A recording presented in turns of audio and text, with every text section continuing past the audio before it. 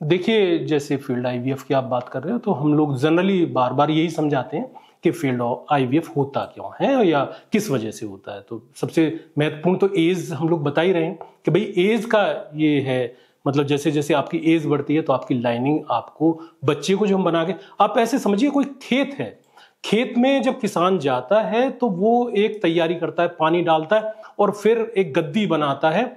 ये जो गद्दी है ये खेत की तरह इस भूण को चिपकाने के लिए जरूरी होती है और ये भूण इसी पे बैठता है। इसमें ब्लड का फ्लो बहुत अच्छा होना बहुत जरूरी होता है। जैसे हमने बात करी कि भाई इसकी मोटाई की बात यदि हम लोग करते हैं तो करीबन करीबन 8 mm से 12 mm के बीच में होनी चाहिए। 7 mm पे भी हो जाता है, वैसे कई बार देखा है 6 पे भी देखा गया। वो अलग अलग बातें होती हैं, पर जो हम लोग नॉर्मली पेशेंट को समझाने के लिए कहते हैं।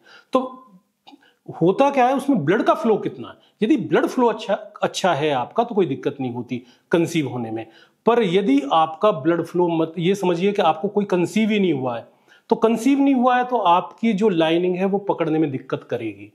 यदि आपके स्पर्म में कोई दिक्कत है तब भी आपको दिक्कत होगी, एग में दिक्कत है तब भी आपको दिक्कत होगी, और यदि ट्यूबरक्लोसिस है तब भी आपको दिक्कत होगी। और ट्यूबरक्लोसिस में कहते हैं हम लोग कि भाई ट्यूब बंद हो गई है। ट्यूब बंद नहीं होती, पूरा यूट्रस भी इफेक्टेड होता है।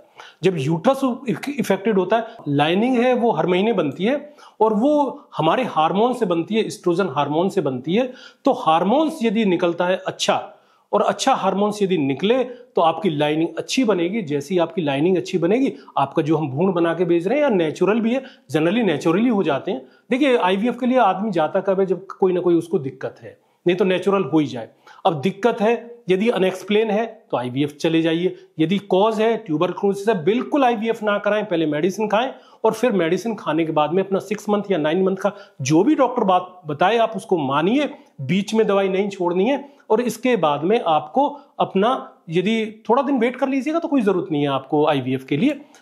कॉज ढूंढ लीजिए, कॉज क्या है। एग खराब है, स्पर्म खराब है, उसका डीएनए खराब है एग स्पर्म का, यदि डीएनए में कोई दिक्कत है तब भी ऐसा होता है। और इसके बाद में यदि आपको कॉज मिल गया तो आपको संतान प्राप्ति में कोई परेशानी नहीं।